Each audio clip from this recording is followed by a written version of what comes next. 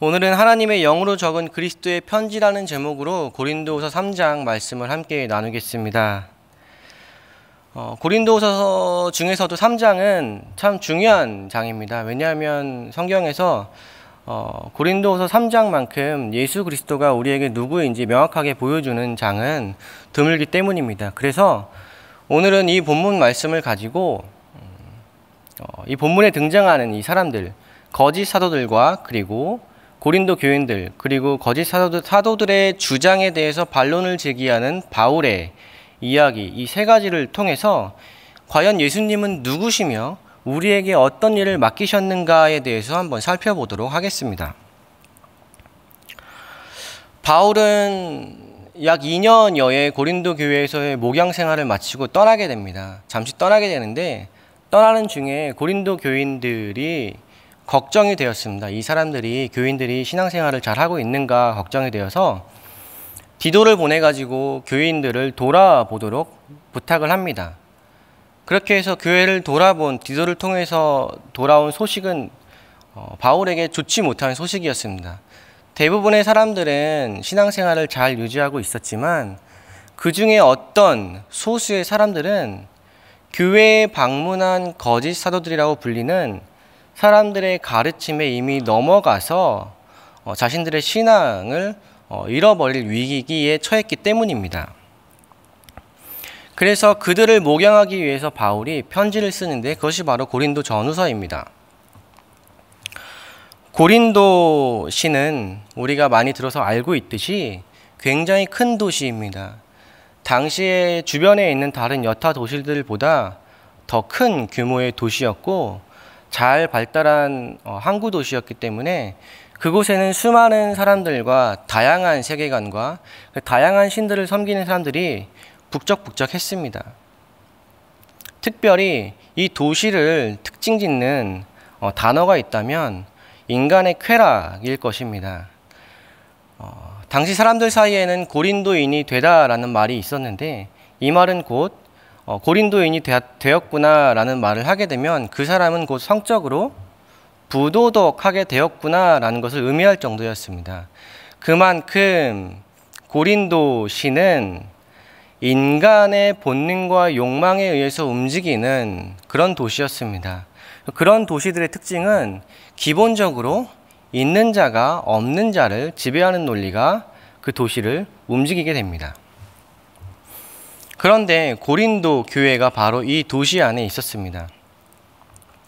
그러면 우리가 간단하게 생각을 해보아도 고린도 교인들이 바울에 의해서 1년 8개월 동안 목양을 받았지만 1년 8개월의 목양 후에 이 도시에서 신앙생활을 하는 것이 쉬웠을까요? 어려웠을까요? 라는 질문을 던지게 된다면 당연히 쉽지 않았을 것입니다.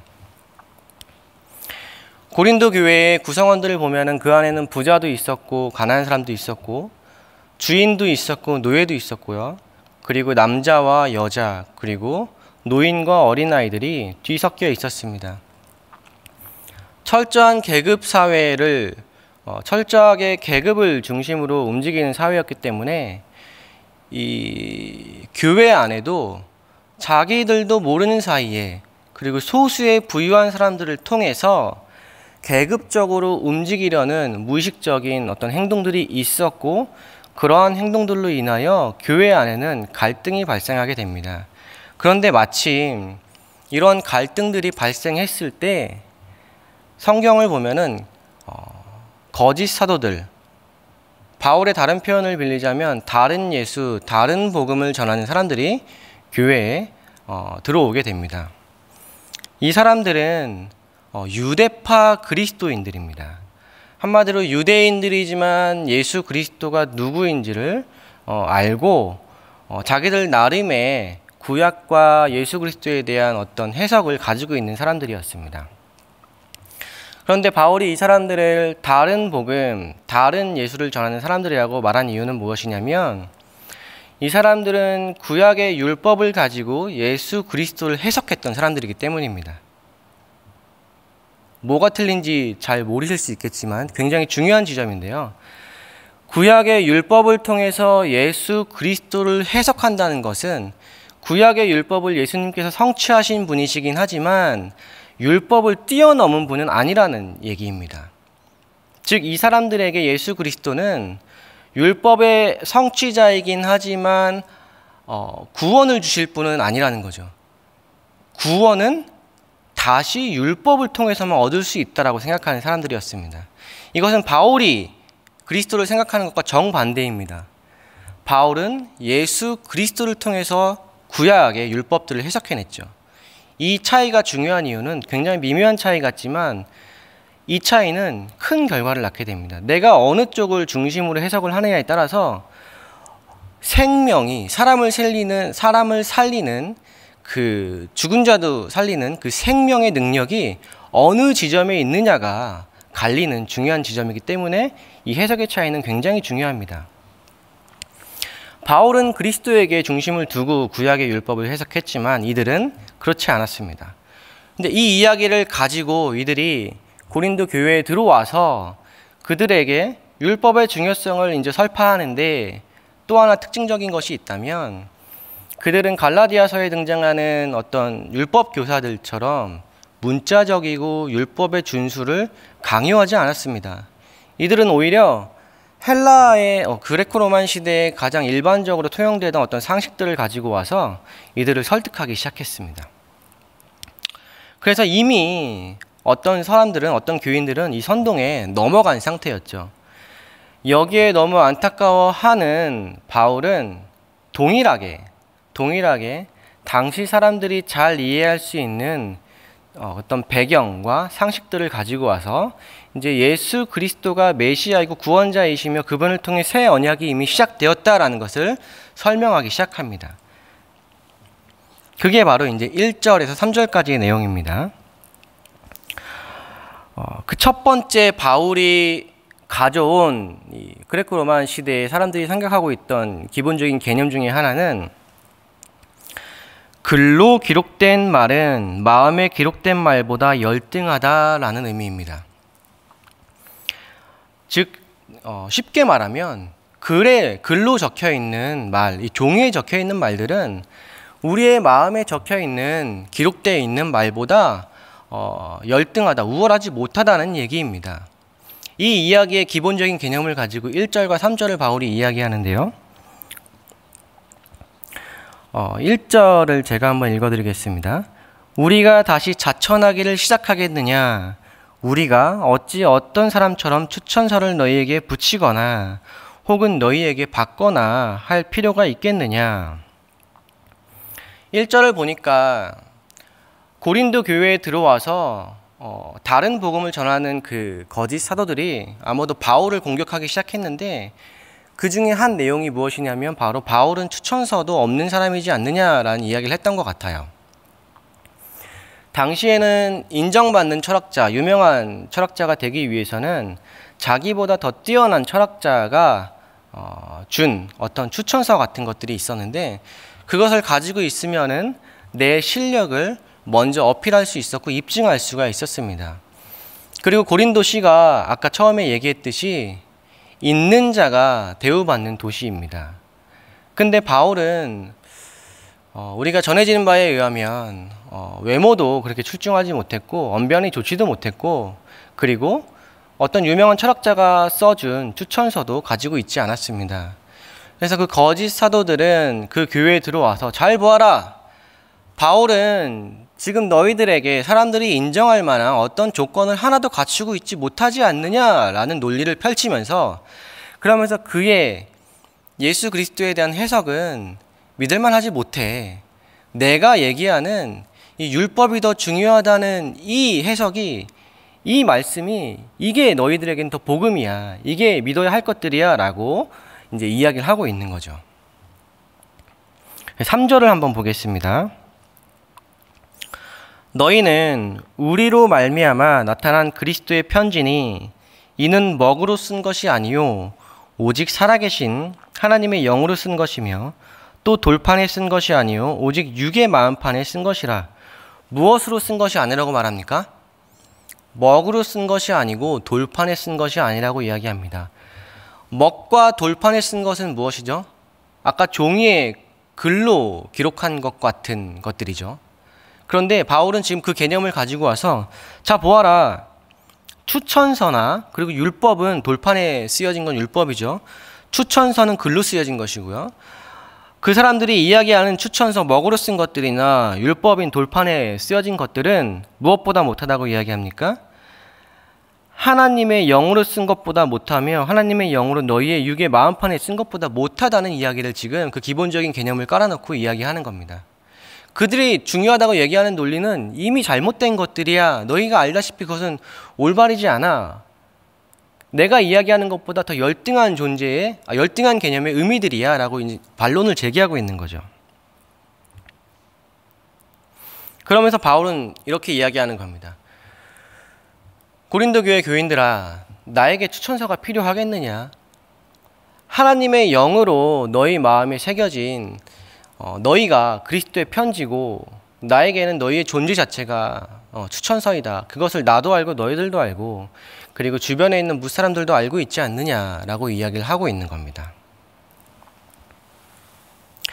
바울의 1, 3절을 읽던 고린도 교인들과 사람들은 아마 아차 싶었을 겁니다. 그리고 바울이 두 번째로 차용한 개념이 있는데 그것은 영은 생명, 움직임, 그리고 인식을 가능하게 해주는 소통의 본질이라는 겁니다. 이게 좀 표현이 어려운데요. 쉽게 이야기하자면 문자적으로 적힌 것들의 어떤 진짜 본질의 의미를 발견하기 위해서는 그 이면에 있는 영을 먼저 해석해야 된다라고. 그러니까 내 안에 있는 영에 대한 본질적인 해석을 통해서 그 이면에 있는 의미들을 발견할 수 있다라고 이야기를 하고 있는 겁니다. 즉 소통의 본질인 영을 먼저 알아야 되는데 이 말은 곧 바울이 무엇을 얘기하고 싶은 거냐면 구약의 율법을 가지고 너희들은 그리스도를 해석해냈지만 먼저 이걸 말씀드려야겠습니다. 17절 한번 보겠습니다. 17절을 제가 한번 읽어드리겠습니다. 주는 영이시니 주의 영이 계신 곳에는 자유가 있느니라. 18절 한번 제가 또 읽어드리겠습니다. 우리가 다 수건을 벗은 얼굴로 거울을 보는 것 같이 주의 영광을 보매 그와 같은 형상으로 변화하여 영광에서 영광에 이르니 곧 주의 영으로 말미암음이니라. 여기서 바울은 영이 누구냐라고 이렇게 물어봤을 때 누구라고 정의하냐면 바로 주라고 하는데 주는 누굽니까? 그리스도입니다. 그 바울은 여기서 영이라는 것은 그리스도라고 이야기하면서 너희들이 생각하는 그 진짜 본질적인 의미를 파악할 수 있게 해주시는 분은 누구냐면 그리스도라고 이미 반론을 제기하고 있는 겁니다. 그래서 이 말씀은 지금 그 거짓 사도들이 율법이 곧 복음이다 라고 이야기를 하고 있지만 글로 기록되어 있는 그 율법을 제대로 이해하기 위해서는 영이신, 너희들이 그렇게 좋아하는 영이신, 푸뉴마라고 되어 있는 영이신 그리스도를 통해서만 본래의 의미를, 원 의미를 발견할 수 있다라는 걸 지금 나타내고 있는 겁니다. 여기에 이제 수건을 벗은 얼굴로 보는 것 같이라고 되어 있습니다. 이 말씀은 출애굽기에 보면은 모세가 시내산에서 하나님께 이제 돌판에 율법을 받아서 내려옵니다. 그런데 그 얼굴에 광채가 너무 나서 사람들이 두려워하자 모세가 그 얼굴을 수건으로 가립니다. 그런데 여러분, 모세의 얼굴에 있는 광채가 나타내는 궁극적인 것은 무엇입니까? 결국에는 하나님의 영광이죠. 가릴 수 없는 하나님의 영광인데 출애굽기에서는 모세가 그 얼굴을 가려버립니다. 그런데 여기서 이 본문에서 바울은 그 영광을, 그 놀랍도록 밝고 빛나는 하나님의 영광을 볼 수 있도록 그 수건을 벗겨주는 역할을 하는 게 있는데 그것이 무엇이냐면 바로 영이신 그리스도라고 이야기하고 있는 겁니다.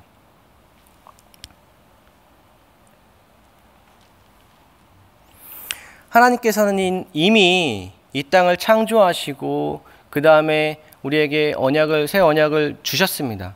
그리고 그 새 언약은 예수 그리스도를 통해서 시작되었고 그리고 이 땅의 곳곳에 그 하나님의 영광이 채워져 나가고 있습니다. 누굴 통해서 채워져냐면 그리스도인들을 통해서 채워지고 있습니다. 본문에서는 하나님의 영으로 마음에 적은 사람들을 새 언약의 일꾼, 그리스도의 편지라고 이야기합니다. 예수님께서 이 땅에 오셔서 가장 첫 번째 하신 일이 무엇입니까?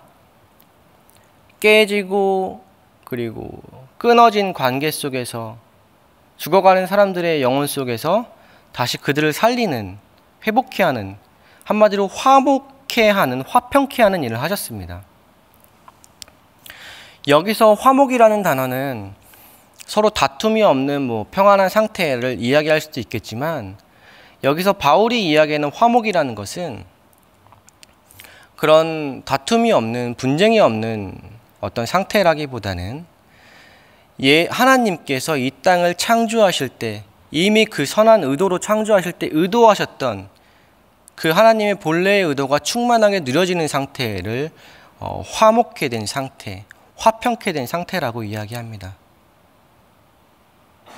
그리고 이 일들은 그리스도의 편지이며 또한 이 새 언약을, 그리스도를 통해서 새 언약을 받은 마땅히 우리가 살아가는 삶의 현장에서 화목해 해야 하는 일들을 이루어 나가야 하는 그 새 언약의 일꾼들을 통해서 새 언약의 일꾼들에게 주어진 일이고, 그들을 통해서 온 세상에 이 화목해 하는 일들이 퍼져나간다라고 이야기하고 있습니다.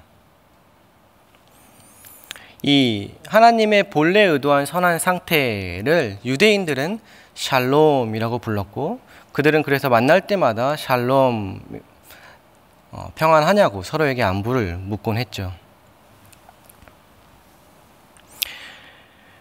6절을 한번 제가 읽어드리겠습니다. 3절과 6절을 제가 읽어드리겠습니다. 너희는 우리로 말미암아 나타난 그리스도의 편지니 이는 먹으로 쓴 것이 아니요 오직 살아계신 하나님의 영으로 쓴 것이며 또 돌판에 쓴 것이 아니요 오직 육의 마음판에 쓴 것이라. 6절입니다. 그가 또한 우리를 새 언약의 일꾼 되기에 만족하게 하셨으니. 사랑하는 여러분, 우리가 살아가고 있는 시대에는 우리를 지배하려고 하는 많은 어떤 이야기들이 있습니다. 그리고 그 이야기들을 따라 살아가라고 우리에게 많이 이야기를 하고 우리를 유혹하는데, 성경은 우리에게 이야기하기를 그러한 것들을 따라가지 말고 너희의 마음에 새겨진 하나님의 영, 곧 지금도 너희와 함께 하시는 그 성령님을 믿음으로 말미암아 예수 그리스도께서 이 땅 가운데서 화목케 하신, 화평케 하신 그 일을 지금 너희가 있는 그 자리에서 이루어 가라고 오늘도 말씀하십니다. 사랑하는 여러분, 우리는 매일매일 같은 반복되는 일상들을 살아가는데, 오늘 하루만큼은 또한 우리의 큰 명절인 추석에 진행되는 이 한 주간 동안 그리스도께서 우리에게 명하신, 그리고 부탁하신, 그리고 그분께서 이루기 시작하신 그 놀라운 하나님의 영광에 가득 차는 그 일, 화목케 하는 일들을 우리가 살아가는 그 자리에서 우리의 삶을 통해서, 우리의 말과 우리의 행동과 우리의 표정을 통해서 많은 사람들에게 드러내고 그리스도의 편지의 역할을 잘 감당하면서 그리스도의 이야기를 써내려가는 또 하루가, 또 한 주가 되기를 간절히 소망합니다. 우리 함께 기도하겠습니다. 우리 들은 말씀을 가지고 하나님께서 허락하신 그 말씀을 따라 하나님이 우리에게 처음 들려주시고 의도하셨던 그 하나님의 선한 목적을 마음에 다시 한번 기억하면서 그렇게 살아가기를 다짐하며, 그리고 또한 개인이 가지고 온 기도 제목을 가지고 함께 기도하겠습니다. 은혜가 풍성하고 좋으신 하나님 아버지, 주님, 하나님 앞에 나와 기도할 수 있게 하시고 또한 예배를 드릴 수 있도록 주님 우리를 불러주심을 정말 감사드립니다. 하나님께서 우리를